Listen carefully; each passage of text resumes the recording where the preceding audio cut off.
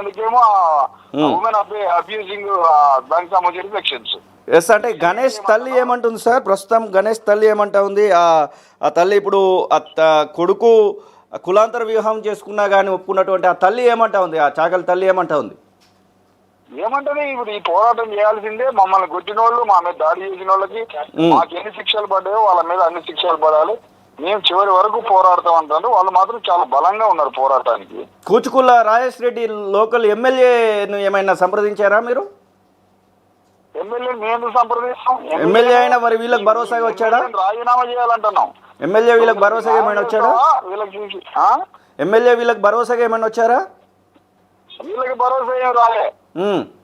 వాళ్ళ ఆ రోజు మరి నిన్న మేము ఆ రాత్రి చాలా పెద్ద ఎత్తున ఒక 500 మంది రోడ్డు మీద బైఠాయించి రోడ్లో 5 కిలోమీటర్ల ట్రాఫిక్ ఆపి మొత్తం పోలీసు వ్యవస్థని మొత్తం అక్కడ తీసుకొచ్చి సూపరింటెండెంట్ ఆఫ్ పోలీసు, డిఎస్పీ అందరూ అడిగి వచ్చేటట్టు చేసిన తర్వాత ఆ మరుసటి రోజు ఇక అందరికి, అన్ని పార్టీలకి అందరికి ఇది ఒక పబ్లిక్ ఆయుధం అయిపోయింది. చాలా మంది వచ్చిండ్రు. మరి అప్పుడు కూడా ఎమ్మెల్యే వచ్చి ఉంటాడు పిల్లారి. వచ్చి ఆ ఎమ్మెల్యే పైకి అట్లా ఒక నామమాత్ర అలంకారపాయంగా వచ్చిండు. మేమేమంటున్నాం అంటే ఎమ్మెల్యేని ఈ సందర్భంగా ఎమ్మెల్యేని ముఖ్యమంత్రిని ఏం డిమాండ్ చేస్తున్నాం అంటే, చెప్పండి, మీరు రెడ్లని గ్రామాల మీద అణగారిన కులాల మీద దాడి చేస్తున్నటువంటి ఈ రెడ్లని అదుపులో పెట్టుకోమంటున్నాం మేము ముఖ్యమంత్రిని, ఎమ్మెల్యేని. మీ వాళ్ళకి చెప్పండి, ఇది చెలవైపోవద్దు.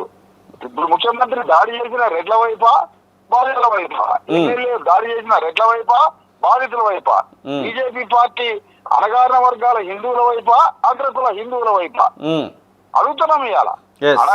ఇప్పుడు హిందువులలో 90% అణగారిన కులాలు ఉంటారు, 10% అగ్ర కులాలు ఉంటారు.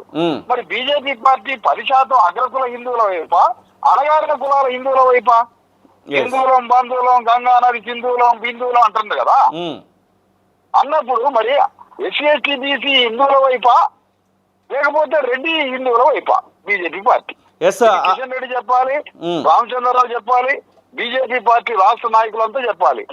హిందూ మతంలో అణగారిన కులాల హిందువులు ఉన్నారు, అగ్రకుల హిందువులు ఉన్నారు. అవును, బీజేపీ పార్టీ అణగారిన కులాల హిందువుల వైపా అగ్రకుల హిందువుల వైపా? ఇది తెలుసాలి. ఇది తెలుసకపోతే బీజేపీ పార్టీ దిష్టి బొమ్మ తగలబెడతాం. ఈ ఏరియాలు కూడా రానియం, ముందే చెప్తున్నాం. పార్టీ కేసీఆర్ తెలంగాణ అంటున్నాడు. తెలంగాణలో ఉన్న పేద ప్రజలు తెలంగాణ వాళ్ళ వైపా, ధనవంతుల తెలంగాణ వాళ్ళ వైపా? రెడ్లు ఉన్నటువంటి తెలంగాణలో రెడ్లు ఉన్నటువంటి వాళ్ళ వైపా, ఇదే తెలంగాణలో ఉన్న పుణ్యాలు చేసుకునే బీసీఎస్ఏల వైపా? ఎవరి వైపు? TRS party. కేటీఆర్ ఎందుకు మాట్లాడలే? ఇంత భయంకరమైనటువంటి దాడి జరిగి పాపం చంపిన సంఘటన నేను టైమ్స్ ఆఫ్ ఇండియాలో ఇలాంటి సంఘటన జరగలేదని చేసింది. అలాంటి సంఘటన పట్ల కేటీఆర్ ఏమంటాడు, కేసీఆర్ ఏమంటాడు? ఇంతవరకు ప్రతిపక్ష సార్ చెప్పండి. బాగా చెప్తున్నాం. బీజేపీ పార్టీ ఎందుకు రాలే?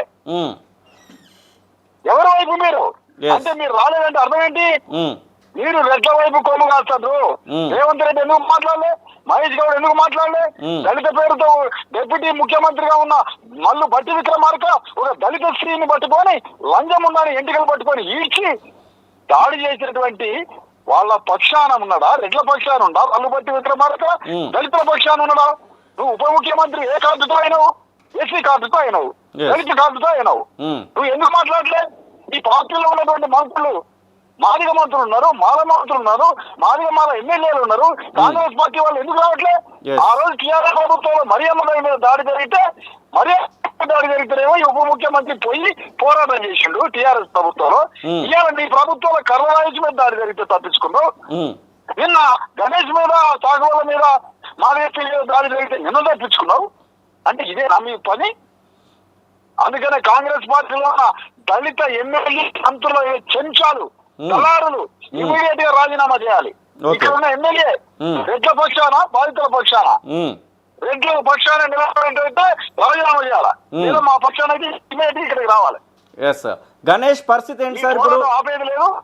ఇది చివరికి శిక్షలు పడి వాళ్ళకి జీవిత ఖైదు పడి అటెంప్ట్ మర్డర్ పాపం చంపిన మొత్తం రెడ్లని ఉరి శిక్ష ఇచ్చే విధంగా ఊరి శిక్ష పడేంత వరకు మేము పోరాడతామని హెచ్చరిస్తానట. ఎస్, గణేష్ పరిస్థితి ఏంటి సార్? ఆ దాడిలో గాయపడ్డటువంటి గణేష్ పరిస్థితి ఏంటి? ఆ పాప తండ్రి ఏమున్నది పాపం, అతను ఒక వికలాంగుడు, ఆరోగ్యం బాగాలేదు, కిందికి వెళ్ళలేదు. అమ్మ పాప వెళ్ళిపోయిన ఏ పాప అయితే దివ్య మౌనిక తల్లి కూతురుందో ఆ తల్లి ఇంతవరకు అన్నం మెతుకు ముట్టట్లేదు. ఇంకా కదా పడిపోయింది. ఎస్, కూతుర్ని పోగొట్టుకుని ఉంది కదా. ఎట్లా తింటుంది అన్న చెప్పండి. అవును. ఒకటే బాధితులు ఏమంటానంటే ఆ రాత్రి మీరే రాకపోతే మా గతి ఏంటి సార్ అని అంటాడు. అవును. నేను అంటాను, మేము 500 మంది మా కార్యకర్తల్ని, డిఎస్పీ కార్యకర్తల్ని, బీసీఎస్సీ చేసి కార్యకర్తలు అందరిని తీసుకొని పోయి మరి అంత పెద్ద దండాన్ని చేయకపోతే ఈ విషయాన్ని ఎవరు పట్టించుకోవాలి? చట్టాన్ని ఒక శిక్షను అమలు చేయడానికి ఆ రోజు పోలీస్ స్టేషన్ లో 500 మంది పోయినాడు.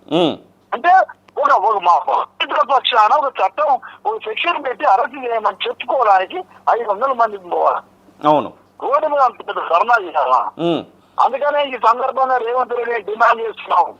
కర్ల రాజేష్ విషయం అంతే జరుగుతుంది, ఈ విషయం అంతే జరుగుతుంది. ఇమీడియట్ గా మీరు స్పందిస్తారా? లేకపోతే మొత్తం జరిగిన దళితుల మీద దాడులు ఎందుకు జరుగుతుంది? ఈ విషయాన్ని రాహుల్ గాంధీ తీసుకుపోతాం. సార్ ఇప్పుడు అరెస్ట్